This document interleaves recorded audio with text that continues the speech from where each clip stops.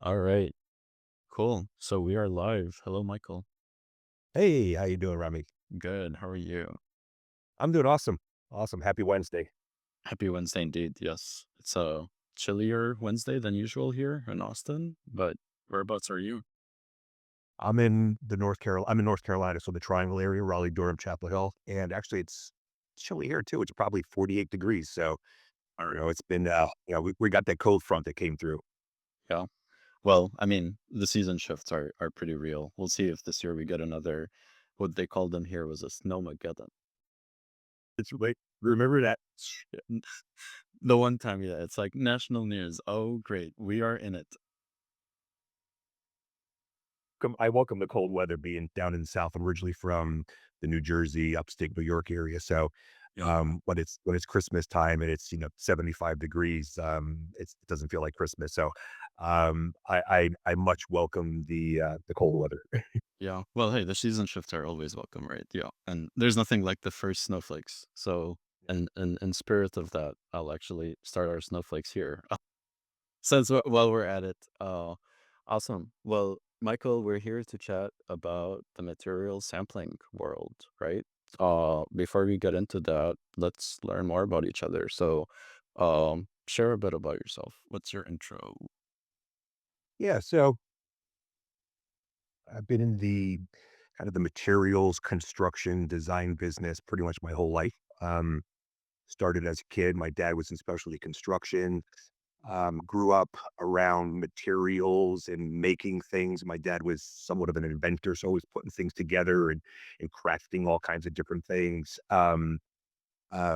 He was supervising a lot of really big construction projects, predominantly big conveyor systems for UPS, the United States Postal Service. So I was always on the job sites working early on. I was 11, 12 years old, making $4 an hour, shifting welds and wire brushing welds. Would get the money every week and build a BMX bike. So at 12, 13 years old, October 13 years old, I had $1,000 BMX bike that then led into BMX racing.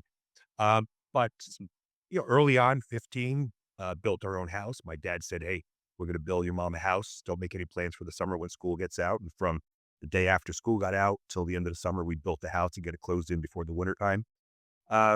Went to school for physics, mechanical engineering.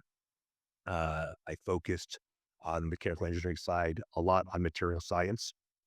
So again, a lot of material focus there. Out of school, worked. Uh, First job was for.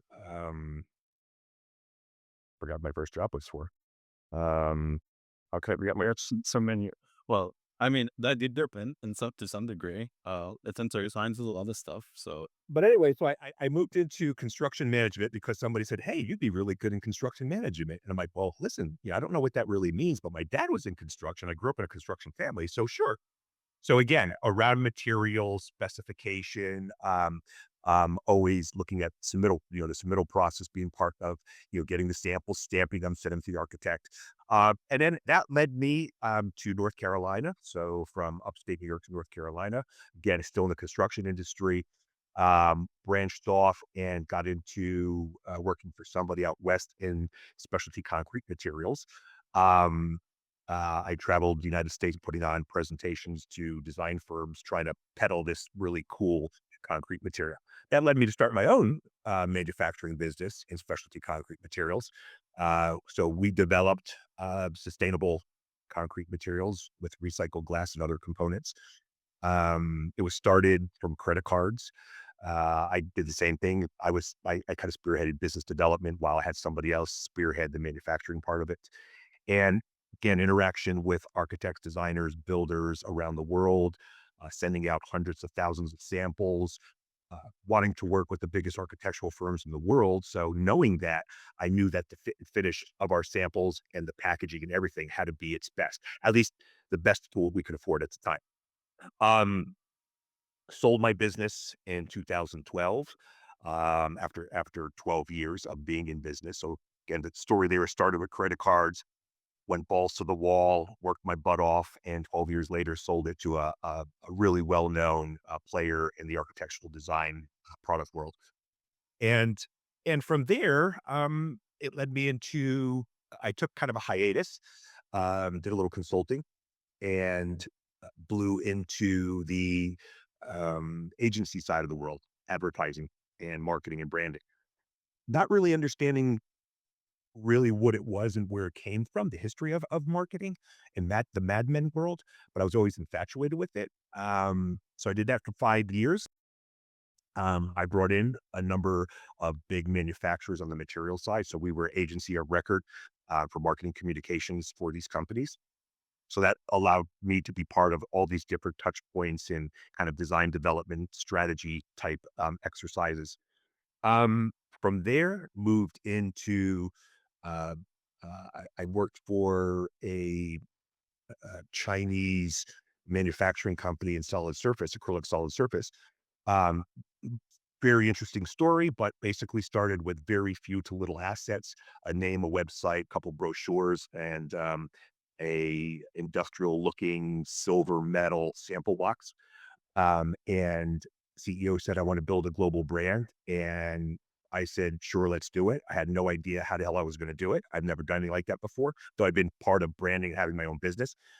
Long story short, there, 5 years later, the business went from a few $1 million to tens of millions of dollars. It went from probably 25 organic leads and material quests per month. So say two to 300 per year to 6,000. And that again was an incredible experience. Worked globally on growing the brand. Um, from there, I took a little switch, went to work for another kind of sample fulfillment tech company. There, I was responsible for heading up a division where we actually took raw materials and actually cut the materials for material manufacturers to make the samples. And then we would also label and package and fulfill and what have you. There was a little structure change, and that led me, to kind of depart from the company. And I said to myself, okay, now what? Looking back, at things, I said, "You know what? I'm at the point in my life where I've been in industry for 30 years. I've done everything imaginable in materials manufacturing world.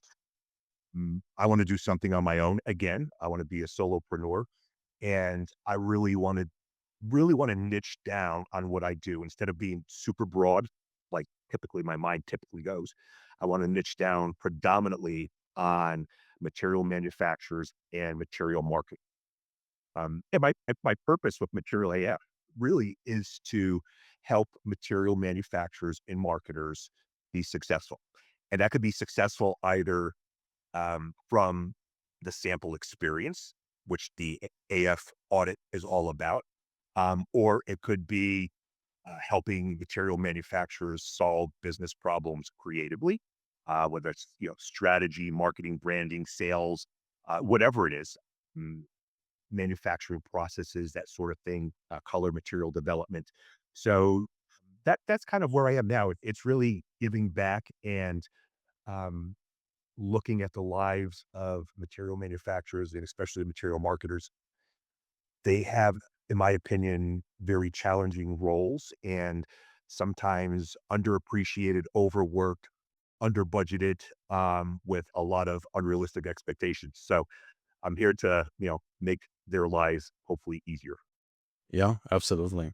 I mean, if anything, that's one thing we certainly have in common for that fact, because even my journey has very much kind of realized that, right?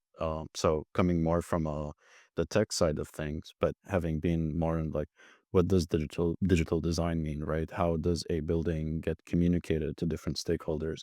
And we notice this cycle that, as the project evolves, you have different stakeholders you're participating with, and oftentimes, like, the manufacturers are just, like, somewhere, Right. and they just somehow get involved in a project at in some various stages, and it feels so odd, and that's even for me and the pivots that I've done, to realize that there's just so much going on here that, like, there needs to be a better operational structure here. The more connection in terms of how things get validated, let alone considered or prospected. So yeah, it's truly um I mean, on that front though, so we're mainly talking about the material sampling, and it's really one touch point from like the whole spectrum of what it means even for a material to get discovered, right? And I mean, for us today and for the audience too, like we're primarily will be looking at everything we just talked about, like in terms of the material AF and how you approach it. But I'd love for us to maybe take a step back and think a little bit in terms of big picture for what does it mean really for the sampling experience to be part of the wider spectrum of what a funnel means for a manufacturer and how they learn that someone was interested in their product. So share a little bit about that, even over the years as you've been involved, right? Like with the materials that you made, there are all these different touch points. How have you seen it kind of evolve over time and kind of where things are today? And then we kind of like relate it to the sampling touch point. Yeah. Sure, sure. I think there's a lot of questions in there. So I'll try to kind of paraphrase and or kind of lead in this journey. Um, I think one of the important things is if we're talking about experience, okay, and I refer to it as the material brand experience. Okay, it's really kind of a material experience, but also does tie into brand. And not going too deep into brand. I mean, I tell people I'm a brand snob. Um, having having having developed, articulated a global brand basically from scratch, um, all the things that you read and learn, they are true and you have to do them. So in my head, when I think about business or anything, um, it goes brand first. You're starting a new company, you have the material or the service, the product or the service you're developing. You got your CFO, you have your chief, CEO, you have all your entire team, you have your product development team. And from the start, in my opinion, things should start with brand. Again, I won't go too deep into it. But I think on the material experience side of things, um, and if we're talking purely, let's talk purely commercial. Okay, commercial A and D, architectural design. Okay, specifiers. Yeah. Um, Designers don't solely fall in love with products. Okay, it's not just color and texture and a need. They fall in love with experiences. Okay. And if your brand, your material, your experience, the thing that you're delivering to them doesn't make them feel something, they'll forget you. They'll forget you before the box hits the trash. So, you know, material manufacturers need to understand that, in a sea of sameness, in a sea of me too, a sea of same old, as I say, they have to understand that it's more than just the material, the sample. And I think, in my opinion, having been on all sides of it, there are some really brilliant materials out there. And now on this journey, I'm discovering more than ever. It just never stops, and it's only getting bigger and bigger. You have your traditional materials, but with the advent of technologies and what have you, Yep. we've been hearing sustainable, sustainable. Now it's circular, circularity, and there's just a whole nother world opening up with materials that's really fascinating and exciting. But there are a lot of really great, brilliant materials out there and some phenomenal manufacturers. They invest all this time and effort and money and people and development and machinery and this and that. And when it comes down to shipping out a sample or fulfilling a sample request, it's kind of a second thought. It's like an afterthought. It's okay, hurry up, get the sample, throw it in a box, get it to the architect designer specifier. And they're not truly understanding, you know, what that means on the other side of the delivery. And architects and designers, they're what is showing them when they receive a sample box that's broken, damaged, cracked, this, that, whatever it is. Um, you know, they're thinking that there's an alignment issue. So it's not the manufacturer, but there's an alignment issue where your samples to them is revealing your strategy or your lack of, whether that's your business strategy or your brand strategy. So it is really important to think about this whole experience and the hardest thing for people to do in business. We talk a lot about this in brand is people, manufacturers, and more so typically leadership, the C-suite, okay, the shareholders, they think they know everything, okay, and we used to question them, "Do you think you know? Okay, do you really know, or do you think you know?" And and what they have to do is put themselves in the target audience's shoes and think like them, and that's well, it sounds very easy, it's very hard to do, you know? Um, when it comes to the sample experience, what I found, again, being on all sides of it, is there isn't you're not gonna get a call.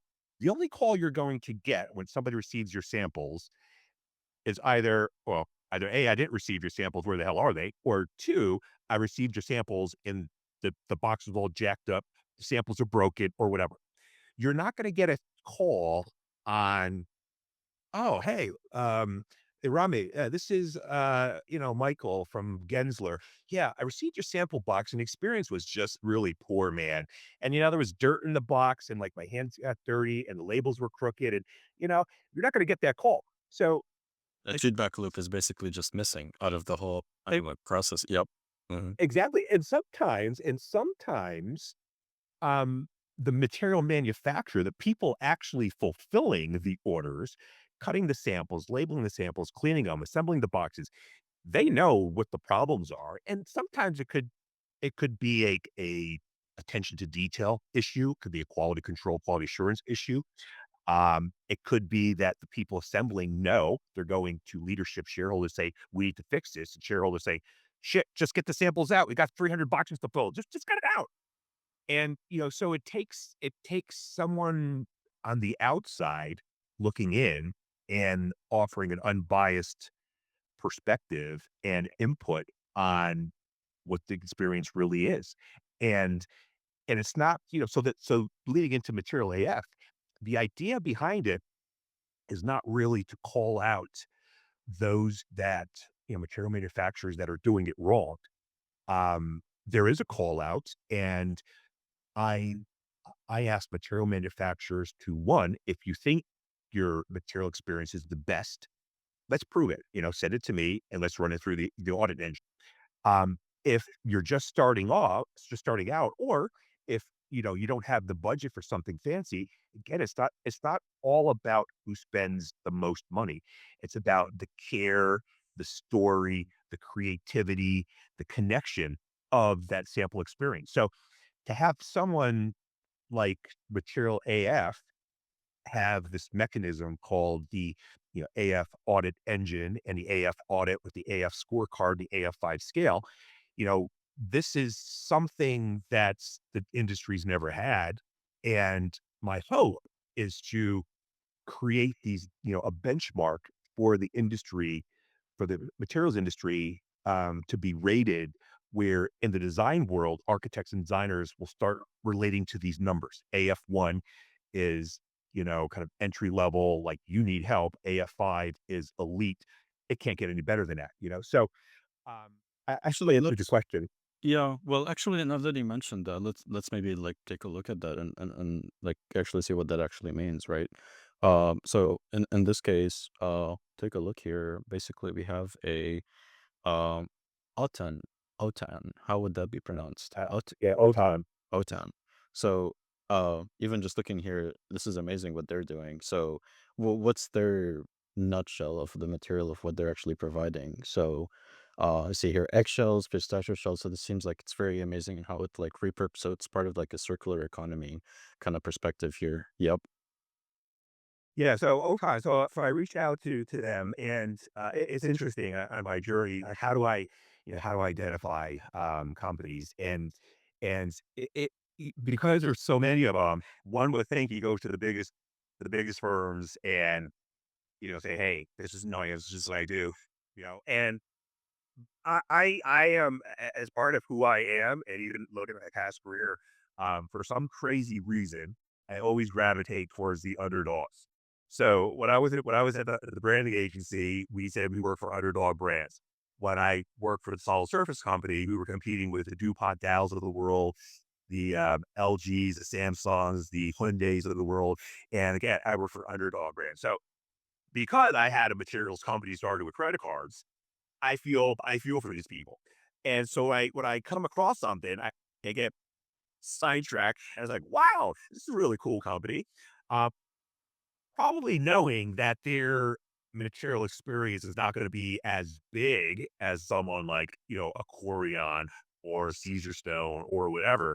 But I still, I'm here to help people. And if I can help somebody who's emerging, I'm there for them. So the, I'll dive in a little bit into the AF audit. So the AF audit in itself is I call it the audit engine. Okay. And what that is, so what I do is I have the AF audit is comprised of 9 modules.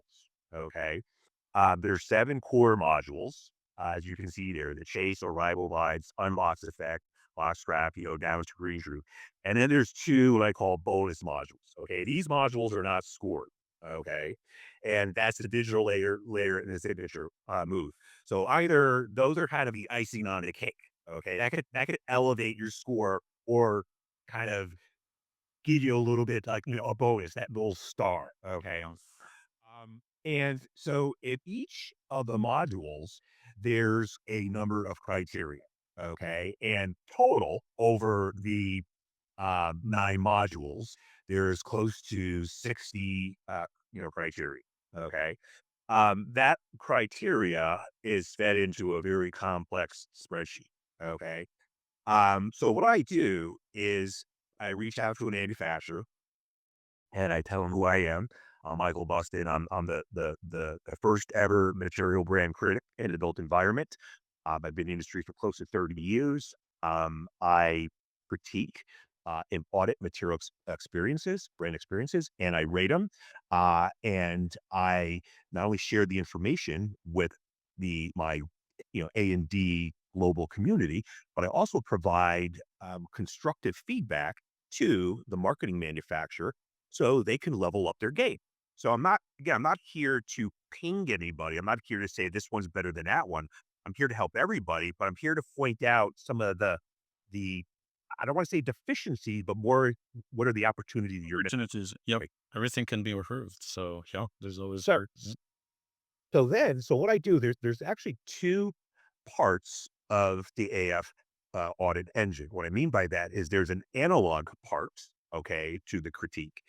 What that means is I go through all the different categories, all the different criteria, and I rate it. And it's on a scale. It's called the AF5 scale. Okay. It goes from AF1, which is 1 to 1.9. Okay. And it's busted. Okay. And it goes all the way up to 5.0, which is elite. Okay. And everything in between. It's scored intense. Okay, so it's 1.2, da, da, da, da, okay, and hence you see the numbers on a scale. Yep.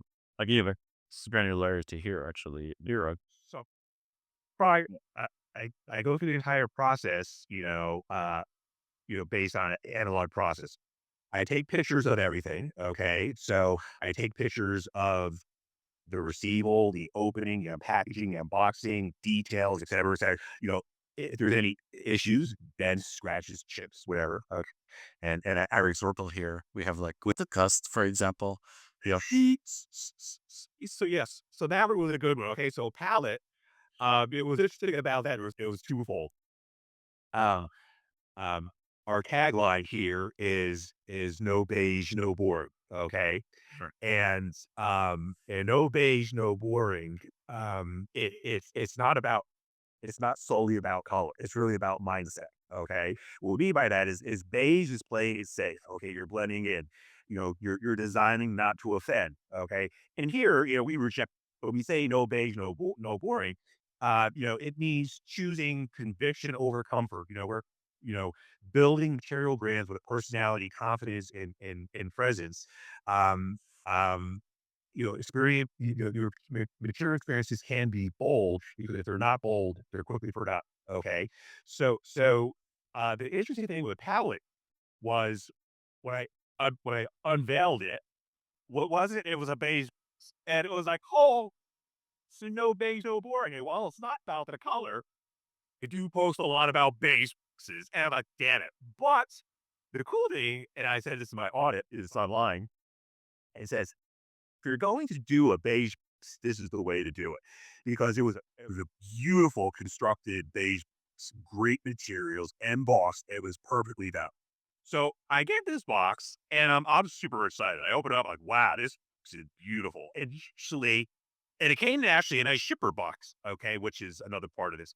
And so I was excited. So I opened it up, right? There's a piece of tissue paper on top, okay, to separate the samples from scratching one another, kind of a anti-scratch sheet. I pick up the piece of paper and it's dusty as hell.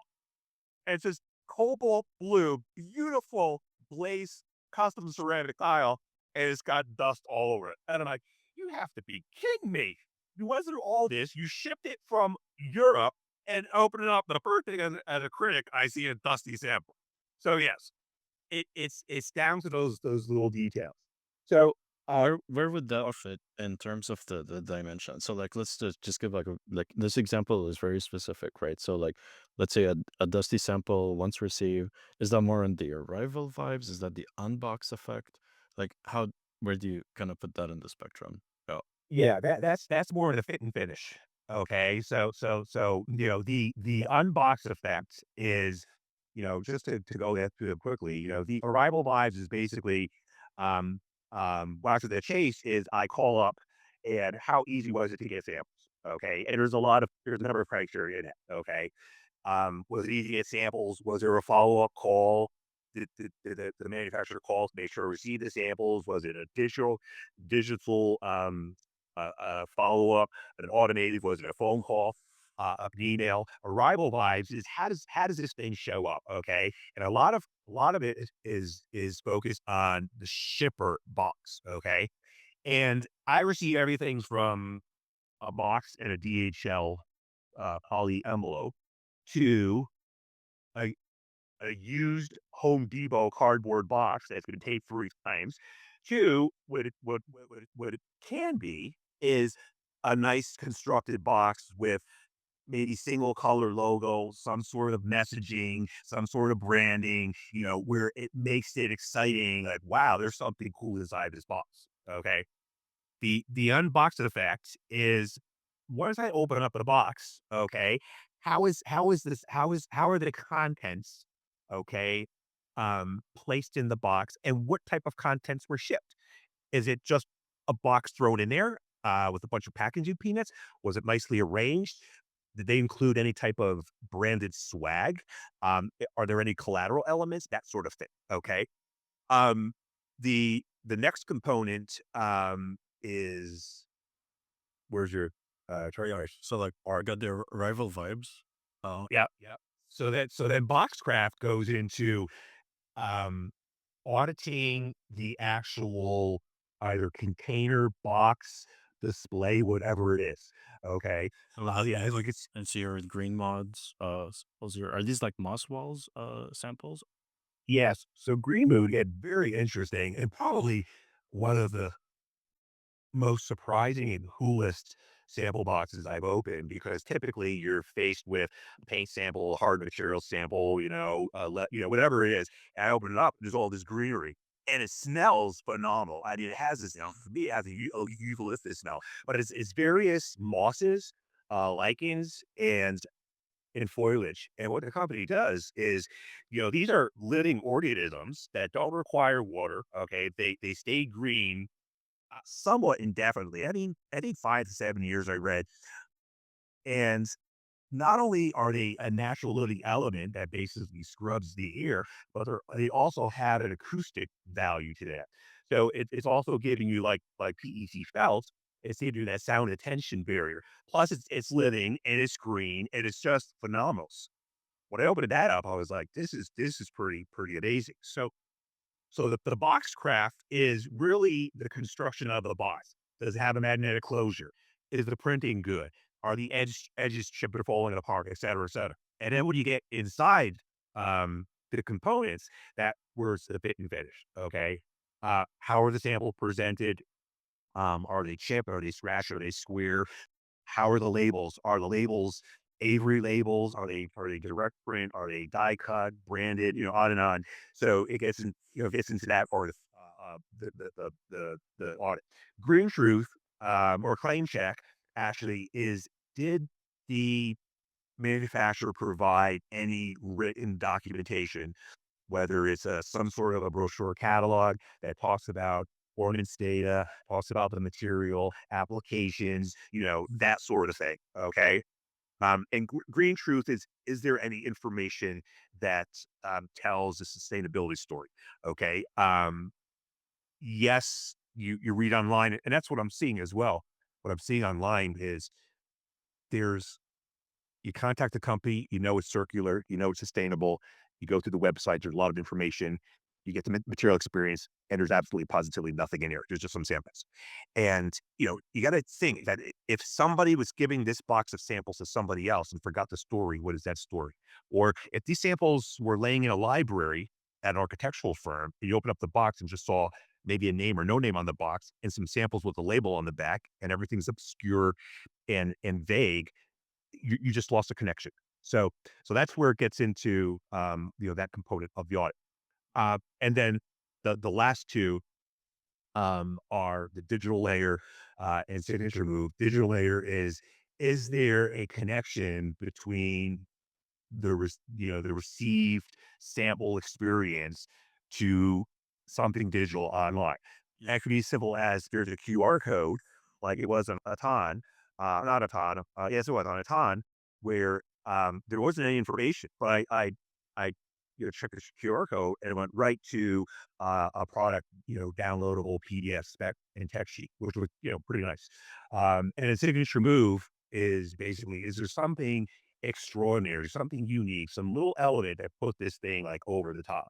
So all of that information goes into the analog audit engine. The other component, okay, is there is um there is an AI component, AI engine part. So I developed a custom chat GPT, which I took all my data and everything, fed it into chat GPT to create basically, let's call it a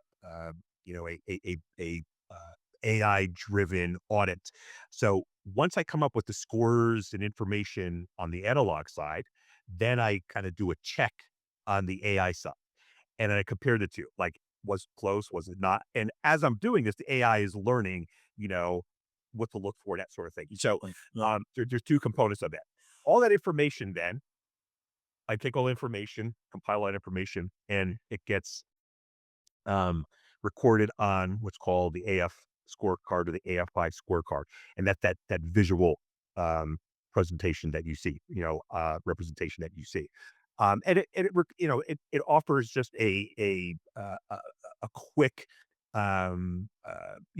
graphic icon that basically rates the different areas and tells you where you are on top of the audit, the review, and on top of the scorecard. If you go online to materialaf.com, you'll see there's various audits there. Um, there's three levels of the audits. Okay. There's the AF Spotlight Report, and that's the public facing audit. So if you go to materialaf.com and you go online and look at the audits, that's the AF Spotlight Report. Okay. So that's done regardless. Then on top of that, I provide an AF executive summary. The AF executive summary is kind of a high level, no nonsense snapshot of how the material brand experience performs. Okay. And that's usually a 6 to 8 page report that's provided to the material manufacturer. And it highlights what's working, what's missing, and where they should focus their energy first to basically level up their experience. And lastly, there's a comprehensive report, and a comprehensive report is usually 15 plus pages. It might include a lot of photography that actually points out the issues like, hey, this is what I received, and these are some improvements. Check out how your foil wrap on your packaging is offset, or how this label has three different types of fonts on three different, labels, et cetera, et cetera. And that as also offers kind of a complete, um, a clear roadmap to transform their material brand into kind of a category leader. So for those that are trying again to level up their game, they're trying to compete with the competition. They're trying to stand bold in a sea of sameness, whether it's their competitors or other surfacing materials. Because green mood, while it's uh, foliage and moss and lichen, they're competing with other wall treatments like PET acoustic panels, et cetera, et cetera. So it's how do you stand out? So if somebody wants to better their experience, that's where the AF audit comes into play, and it provides a kind of a quick and easy. If you do these steps, okay, that are probably inexpensive and easy to do, that'll get you to one level. And if you want to go full Monty and get up to AF Elite, you have to do these, and it could be, realigning strategies. It could be developing a brand, whatever that is. So the consultative side of material AF, the side of the audit, okay, that's where I come in to help material manufacturers and material marketers solve business problems creatively. Whether again it's branding, marketing, packaging, web, or development, public relations, on and on, because I've done all that. And for me, it's materials and brand and business. Sure. I mean, fundamentally, what's very interesting here is that, and you mentioned all these like kind of, let's say, checklist and like task lists that maybe the manufacturer needs to do, and then depending on what their internal process is like versus sales and marketing and how they're organized in terms of who touch, the touch points of like who connects with whom and then who ships what, how's that experience shaped. I guess I wouldn't be wrong to say that to some it's like completely a neglected kind of perspective in terms of it being an experience pursuing thing versus it being like a logistics related issue, right? Or a challenge to getting things out there. And as we segue to this, what I would love for us to do also is to consider that they've had like Material Bank and Swatchbox, so like naming some of the companies out there, but to give an example on the whole material sampling ecosystem. So there's so many touch points that they play a role in that as well, right? And so I'm curious if we explore it from the standpoint of, and right now, even as we're talking to manufacturers, right? This doesn't need to feel like an overwhelming responsibility suddenly one a team has to take on. And it's actually a lot simpler, right? And it's really a mindset shift of, is this a logistics problem or is this about developing experiences? And so what is a perspective there that maybe we talked about it earlier, but particularly in this ecosystem nuance of, there might be solutions that can like expedite certain activities, but then there's certain things you want to keep in-house, right? And so we even just look now at green mod, right? Like it's very clear even in how they've packaged their product here that they give a lot of attention to detail for how they packaged everything, how they put everything in like small, you know, you can feel the things, so, like, yep, Containers, there's yeah. yep, and it's not just about that, but it's also about, this is something that you need to feel, so how do you emphasize that part, right? And so, like, I feel like it's a lot of that homework of where a team has to really go back and take a look at, like, what is it about our product that really speaks to someone, and how does that get emphasized, right? Because there's so many manufacturers that maybe are in the same, like, building category, and it could easily, let's say, be change ordered, but that would be just for, like, another time in some ways, right? But like, what actually keeps the manufacturer to emphasize that point that highlights their product's unique elements, right? In that sense. And so like, how do we look at that perspective between like logistics and experience in that dimension? So I think I think it's simple. It's simple in theory, and it's harder in execution. Okay, Sure. but I think first of all, material manufacturers and material marketers you have to understand. I mean, in the world of materials, as we all know, you can have the best websites and business cards and Facebook and social and on and on and on, and videos and everything. It always, always, always boils down to the material. Nine and a half out of 10 times, the architect, designer, specifier wants to order the materials and get them in your hand because even though there's been a push on digital sampling and that sort of thing. I've been in this industry for 30 years. I've seen all sides of it. I've seen the digital side. And while digital sides, even if they make them look like in texture and technology, they look like the real thing, you still have to get it, touch it, feel it, smell it, bite it, knock on it. Real doodle throw.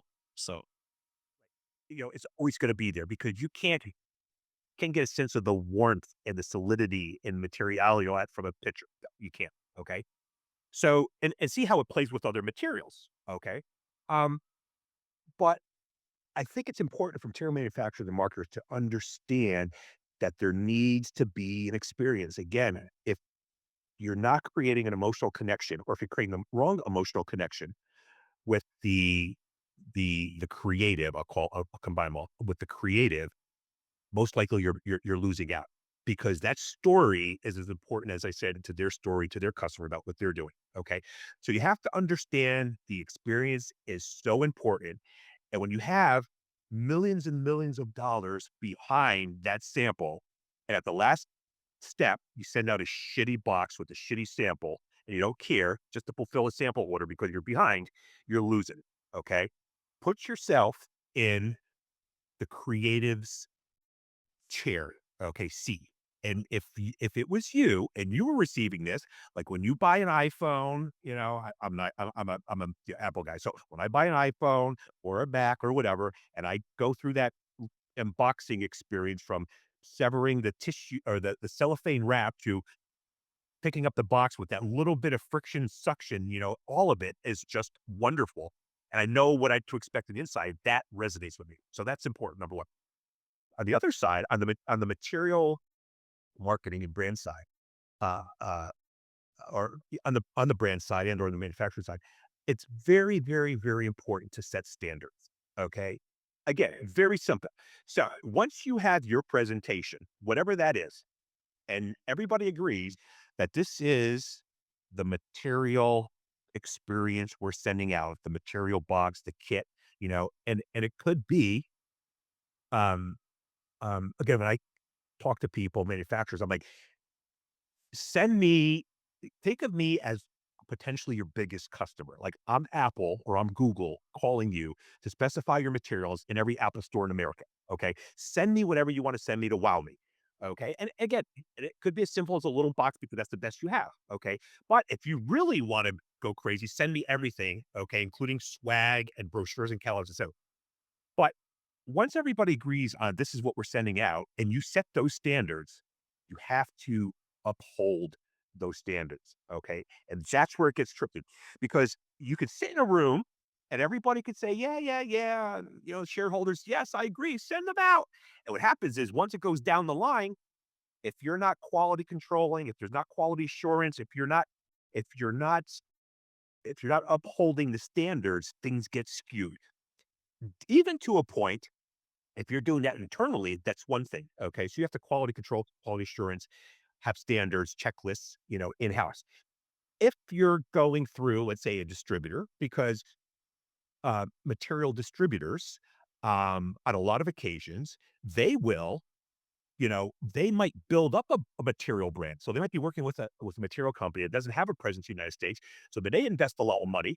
And then all of a sudden now they're putting their fingers in what they think and they're creating an image. I won't call it a brand, an image that these get diluted. Or if you go to, let's say, Material Bank and or Swatchbox, and for the audience, full disclosure, I worked for Swatchbox. Um, Material Bank up until recently, they take various material samples, okay, from various manufacturers. They put them in their box. So they're creating their experience, okay, not the not the company's material manufacturing experience. They're creating your own experience, okay. So if I was to audit, which I will get to that point where I will call up Swatchbox and I will call up Material Bank. I want to audit them. Okay.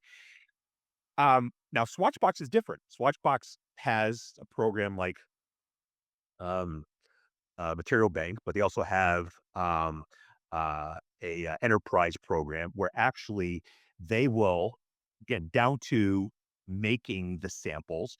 They will make them. They will put the labels on them. They'll kit them, package them, and they'll fulfill them. If someone like that, a third party, and there's others out there, if a third party is putting together your sample kits and material manufacturers are paying tens of thousands, hundreds of thousands, or millions of dollars to do that, you better damn well have some standards because now you're putting the onus to uphold the standards to a third party. And 9 out of 10 times, the material manufacturer, is never seeing what's going out unless they Sure. Transparency is always, yeah, yeah, yeah, secret Santa Claus, send us one type of thing, or they they they hear from a customer like, "What the hell are you sending me?" So it's again, it's simple. Create the standards, implement the standards, enforce the standards. Easier said than done, but you know, it just has to be done. You look at someone like Apple. Apple does it right every single time. And forget the fact that they're $1 trillion company. I mean, but down to the smallest touch point, that just has to be understood. for sure. And I mean, what's very important to consider too is that it's not just about like the sampling experience goes beyond maybe what gets shipped. I held this out here just in case it might be useful. But like I was recently at a like a builder expo thing, and that's one way in which product discovery still happens. I'm not sure about the actual traffic on the floor these days and how those numbers are actually growing or not growing depending on which event it is.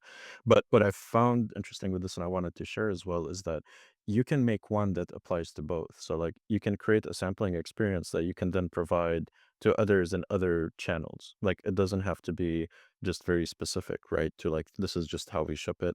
This could be something you can then use for other things. Like for example, something like this where like they have a lot of information for it and then finally, a sample of the product itself that you can touch and feel. But I like the concept that one can be creative about it applying to multiple channels and not just like, oh, these are things we ship out of fulfillment centers. And that needs to be, obviously, there's some restrictions because of packaging and how things need to be shipped. But both ways, you can still tackle for both. And I feel like that's maybe a very interesting thing is that you can be creative to like be more resourceful, essentially, even if your budgets maybe could be higher. I guess that could be a second session to how can you increase your budget allocations for these experiences, right? So that would be like the how to, the real how to right there, on that side. Yeah, that But that'd be interesting because what would come into play is it's kind of like in the brand world. The financial people, the CFOs are always, what's the ROI on brands? And so it would be like, what's the ROI on the experience? And it's nothing until it's something. And so it's almost one of those things where you have to you have to understand in today's age that even with the advent of AI and things going beautiful and crazy and all this, it's still coming down to that experience, and it's still a consumer person to person touch point. And you have to truly understand what resonates with people. And if you look, which a lot of people don't, if you look in the DTC, direct to consumer market, when it was really growing 10 more years ago and everything was DTC, if you look at their experiences, because they were challenger brands, they're going up it's the biggest and the biggest. Why? Because they were shipping things in the mail. They had a story, for everything. They guided you through how to open the box, and the whole thing was just beautiful. It's it's very simple, and that came. It's still here, but the material world, as we know, the kind of the material manufacturing world, in my opinion, is still very, very, very traditional, and traditional thinking. And you have to break out of that and understand that it's more than just, again, websites, social media presence, and sending out samples. And that's where, again, the bigger conversation is brand, where brand strategy ties all that together. yeah. Yeah, overall, I mean, just to and we're kind of getting closer to the hour in that sense as well. But I guess in for the biggest part, it is all about observing market behavior to some and really tuning in, right? And I think the more we actually listen and observe, like what are actually the habits or even just the things that people consider are as a likeness to something, I think there can be a lot of opportunity. And I mean, that's why what you're doing, I find it is amazing because that's exactly it. We all need like some kind of support, right? And it's very traditional in that sense to just outsource everything too, right? There is that aspect, but like to know that you can have a partner who you can like just be very candid with and be transparent that, well, this is how we're doing it. And it's not about you're doing it bad or you're doing it great necessarily. If you're doing it great, great, right? But if you're doing it bad, well, it's gonna always be better. Right. And so it's a lot less expensive than one might think even, because it could be just a little tweak to something, right? Or a little rebalancing of basically asset allocation, right? Whatever it might be. Yeah. So yeah. Yeah, we talked about this, you and I offline. As a former marketer managing, global budgets, um, we would spend, we would one of our core values was try and see. So we would follow technology and we would try something. And if it worked, great. If it didn't work, okay, what happened? We're not doing that again. And we'd spend tens of thousands of dollars on the simplest banner ad and and you guaranteed 80,000 impressions. We got 80,000 impressions, maybe about 86,000 impressions, and we didn't get a damn email, phone call, or anything, sample request. Looking at something that's so important as material experiences and the arrival of your materials and just that whole process from when it leaves the material manufacturers to in the hands of the designer is so important, and to be involved with these companies at that stage to better the experience. And the good thing about material F as well, that we have that a lot of even branding, marketing, advertising agencies don't have is, I'm seeing materials from everybody in the world, and in the same category. So now what's starting to happen is I'm now starting to see um, PET felt now in from 2 or 3 of the top companies. And so it's just having that knowledge of what's working, what's not working, and what it really takes for table stakes. Like if you're going to get in that industry, you better make sure you have at very minimum this or that, or to be able to have the ideas to help somebody maneuver through that as the underdog, to just get a place at the table. So get eyeballs on them, So um it's been a very interesting a very interesting ride so far. Yeah. Well, I mean, for ways in which people could reach out and learn more, uh, this is it, right? So we actually work together on this just to like have a sign up page, but the idea is to make it easy for anyone to inquire. So at this link here and the QR code there should work as well. And then notice how much the snow can truly accumulate and this effect. That we might need a little bit of a snow handling. I might move this QR code just a little bit, just in case. But yeah, and but fundamentally, I mean, this is very exciting, and I think there's a lot ahead, as well in terms of where things go. So, I'm very excited for us to like keep on this journey, and see, especially with what materials are actually out there. I personally find that air quality, noise pollution, those little things that actually make a big difference in how we live in a space, are all pretty much overlooked sometimes, and they're always like, we fix things with little patches here and there usually, but if the intention is there from the very beginning, there's a lot of great stuff we can do from the offset. Yes. And so yeah, from that standpoint, it excites me a lot to kind of see like how the material world delves into all of that to enhance that more exposure for sure. Yeah. Yeah, yeah. For us, just for the audience, I'm not looking at. I see the snow, but I'm not looking at the QR code and stuff. But visit me on LinkedIn. It's Michael Bustin. If you just type in Michael Bustin, I'll pop up. Materialaf.com, or Michael at materialaf.af.com.